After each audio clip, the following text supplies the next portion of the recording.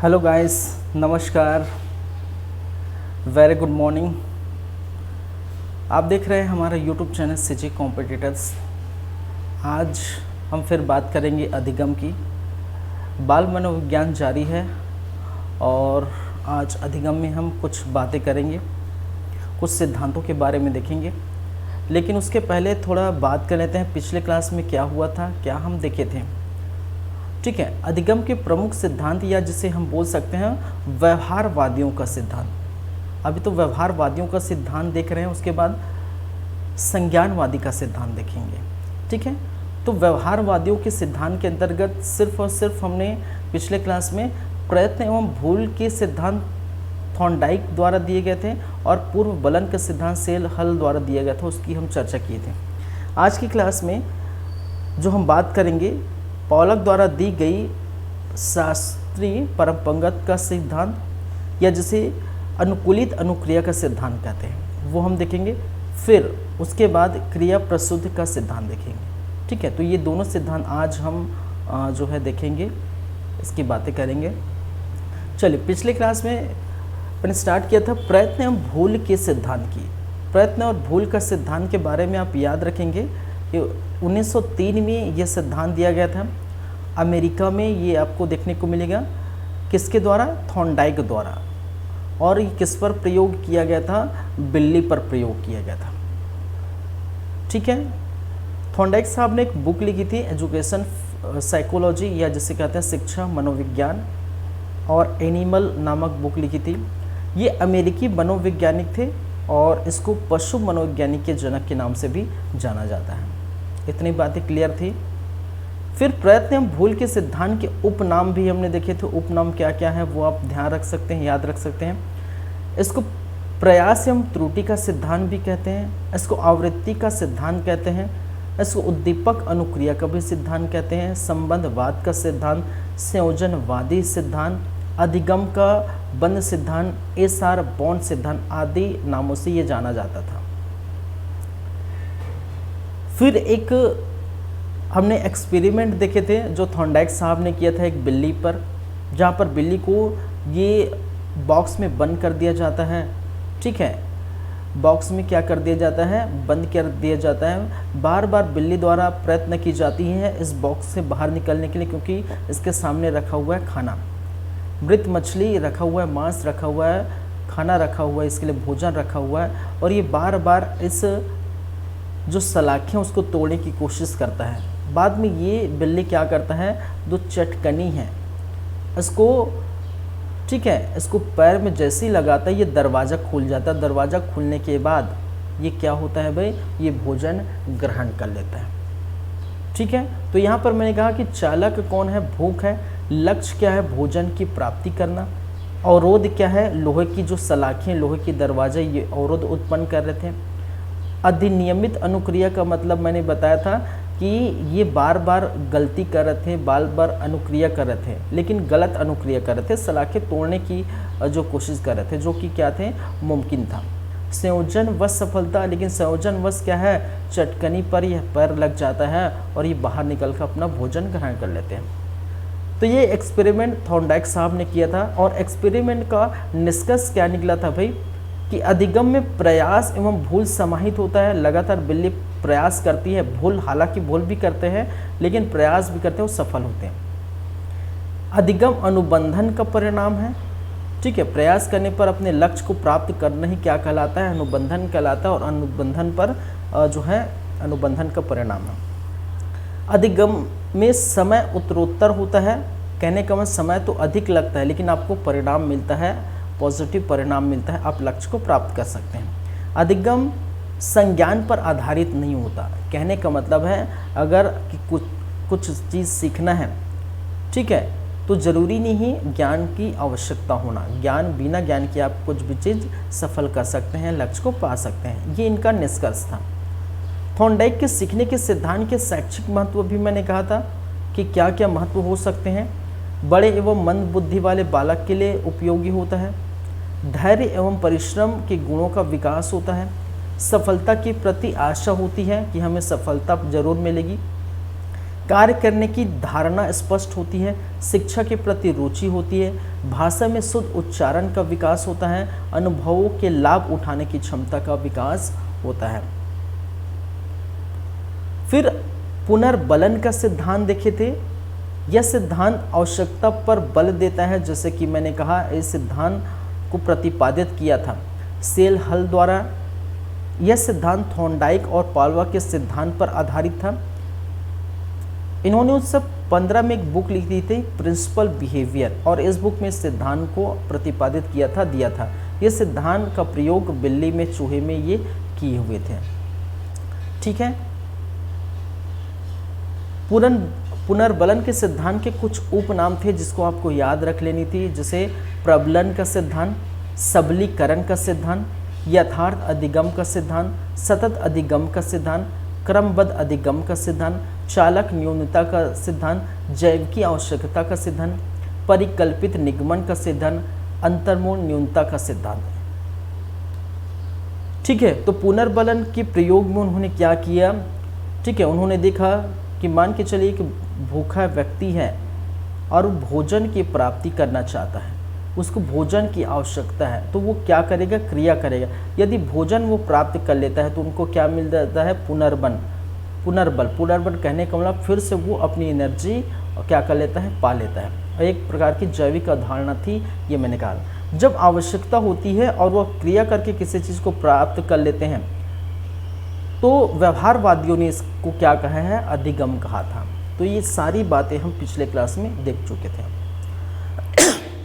ठीक है, चलिए आज की क्लास में हम चलते हैं और हम बात करते हैं किसकी भाई? पाउला का अनुकूलित अनुक्रिया का सिद्धांत हम देखेंगे सबसे पहले, तो वो हम बात कर लेते हैं।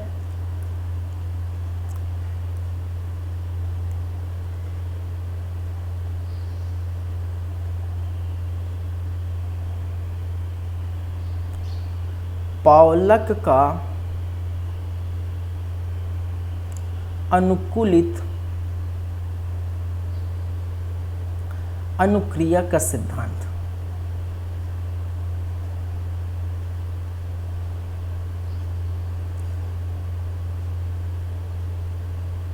ठीक है, अनुकूलित अनुक्रिया का सिद्धांत। चलिए थोड़ा इसके परिचय की ओर चलते हैं। ये सिद्धांत के बारे में थोड़ा परिचय हम देख लेते हैं। सबसे पहली बातें इनकी ये कि प्रतिपादक कौन है। ठीक है, इस सिद्धांत को प्रतिपादित किसने किया था? तो याद रखिए पाउलक, नाम सिस्टर है पाउलक साहब ने। ठीक है, और ये पाउलक साहब कहाँ के निवासी थी? रूस के निवासी थी। ये आप याद रखेंगे। इस सिद्धांत को दिया था, ठीक है, सन 1904 में। कब भाई? 1904 में ये सिद्धांत दिया था। ठीक है, याद रखेंगे इस सिद्धांत के कारण इसको नोबेल पुरस्कार से भी नवाजा गया था। ठीक है, इस सिद्धांत के कारण इसको क्या किया था? नोबेल पुरस्कार से भी नवाजा गया था 1904 में। और इसी भाई साहब को क्या कहा जाता है? अनुबंधन का जनक कहा जाता है। क्या कहा जाता है? इनको अनुबंधन का जनक कहा जाता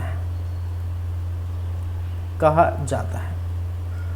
अनुबंधन का यहाँ तात्पर्य है, अनुबंधन आप जानते हैं अनुबंधन क्या होता है भाई? जब हम क्या करते हैं? अनुक्रिया करते हैं किसी उद्दीपक को प्राप्त करने के लिए। क्या करने के लिए? किसी उद्दीपक, और उद्दीपक का मतलब है लक्ष्य। किसी लक्ष्य को की प्राप्ति के लिए जब हम क्या करते हैं? अनुक्रिया करते हैं, क्रिया करते हैं, तो इन दोनों के बीच जो संबंध बनता है, इन्हीं को हम कह देते हैं अनुबंधन। और ये कई बार मैं बता चुका हूँ। ठीक है, इसी को हम कह देते हैं भाई अनुबंधन। जब किसी, ठीक है, जब किसी लक्ष्य को प्राप्त करने के लिए अनुक्रिया करते हैं, या किसी उद्दीपक को प्राप्त करने के लिए अनुक्रिया करते हैं, उसी को हम कहते हैं अनुबंधन। और इसी अनुबंधन के बाद ठीक है जो प्राप्त होती है उसे हम कहते हैं अधिगम। ठीक है, क्या कहते हैं? अधिगम। तो ये पूरा फोकस रहेगा अनुबंधन पर। तो किस प्रकार से अनुबंधन होती है वो हम देखेंगे। ठीक है, ये पूरा फोकस, ये जो मेथड है, ये सिद्धांत है, अनुबंधन पर बेस्ड सिद्धांत है। चलिए, ठीक है, अब बात करते हैं सिद्धांत के उपनाम, इनके भी है। ठीक है, सिद्धांत के उपनाम, अनुकूलित अनुक्रिया के सिद्धांत के उपनाम, तो इसको हम लिख सकते हैं। ठीक है, अनुकूलित अनुक्रिया सिद्धांत के उपनाम। उपनाम क्या क्या है वो हम देखेंगे। जैसे इसको हम कह देते हैं शरीर शास्त्री का सिद्धांत, इसका उपनाम है शरीर शास्त्री का सिद्धांत इनको कहा जाता है। इसका उपनाम है, याद रखेंगे, शास्त्रीय अनुबंधन का सिद्धांत, शास्त्रीय अनुबंधन का सिद्धांत, क्लासिक सिद्धांत या क्लासिक अनुबंधन, इसको कहते हैं हम क्लासिक सिद्धांत या क्लासिक अनुबंधन, या इसे हम कहते हैं क्लासिक अनुबंधन।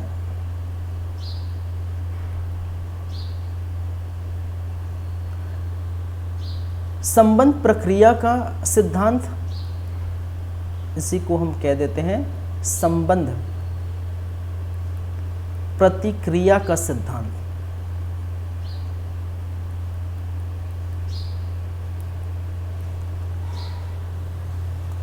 अस्वाभाविक अनुक्रिया का सिद्धांत भी कहते हैं इसको, अस्वाभाविक अनुक्रिया का सिद्धांत।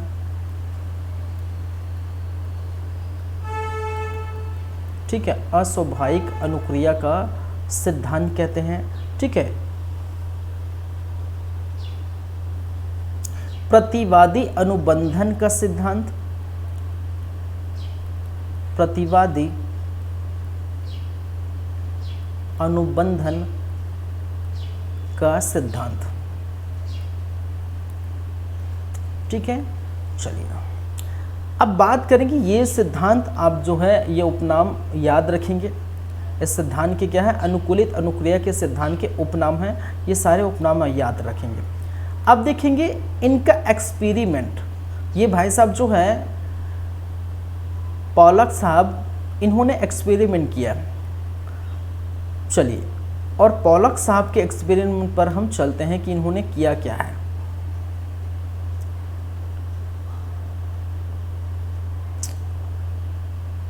और ये एक्सपेरिमेंट जो किया है वो कुत्ते के ऊपर किया है। किसके ऊपर किया है भाई? कुत्ते के ऊपर एक्सपेरिमेंट किया है।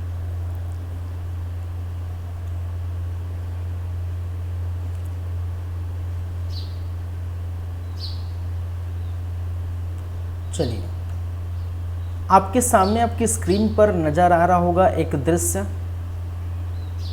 ठीक है, आपके सामने स्क्रीन पर नजर आ रहा होगा एक दृश्य। इस दृश्य को पहले समझाता हूँ, फिर एक्सपेरिमेंट चलते हैं। देख सकते हैं इस दृश्य में, इस इमेज में एक कुत्ता को बांधा गया है। ठीक है, एक कुत्ते को क्या किया गया है? बांधा गया है। और बांध कर क्या किया गया है?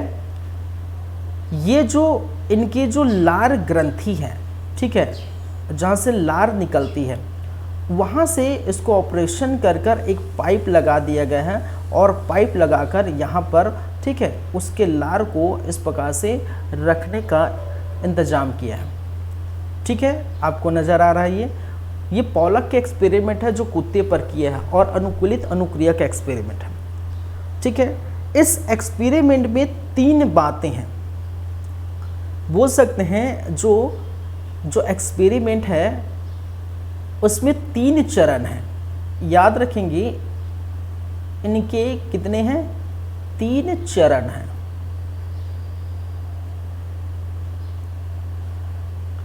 ठीक है, पहला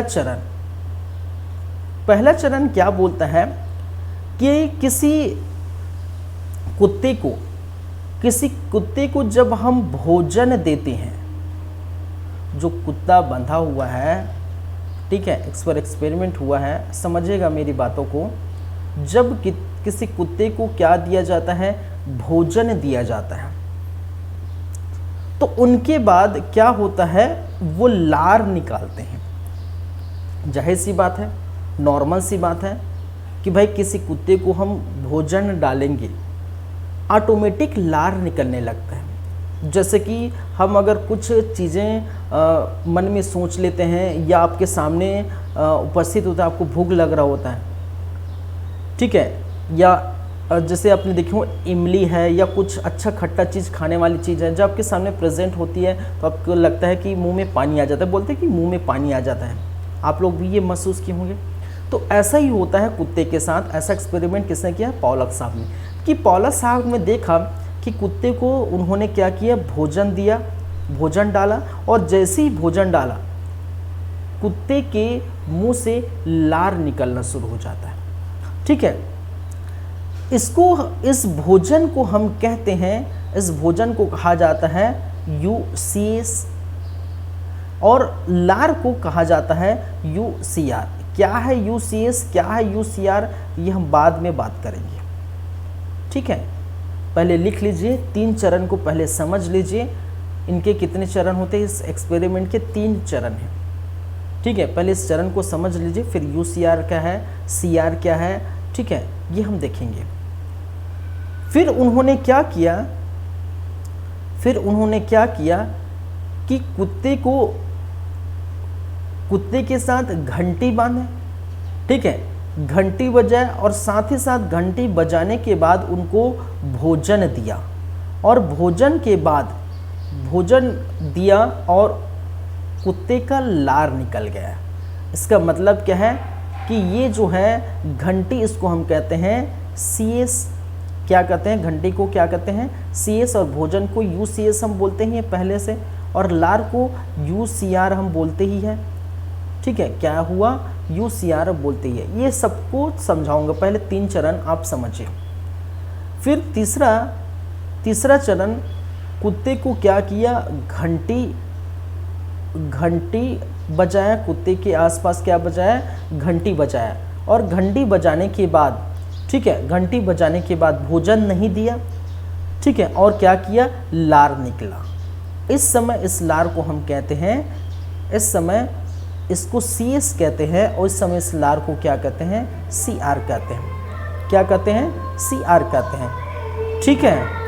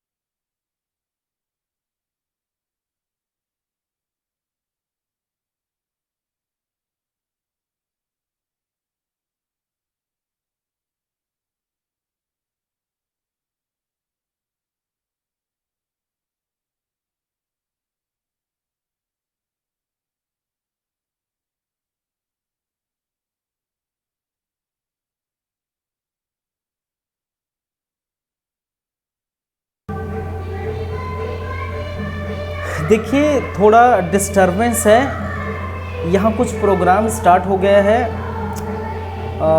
तो थोड़ा डिस्टर्ब हो रहा है, तो दिक्कत है भाई ऐसे में। तो मैं इसको कंटिन्यू करूँगा बाद में, क्योंकि अभी कंटिन्यू नहीं हो पाए, क्योंकि अगर मैं अभी करने जाऊँ तो फिर डिस्टर्ब होगा और आपको सुनाई भी नहीं दे रहा होगा। ठीक है, इसको हम कंटिन्यू करते हैं आगे।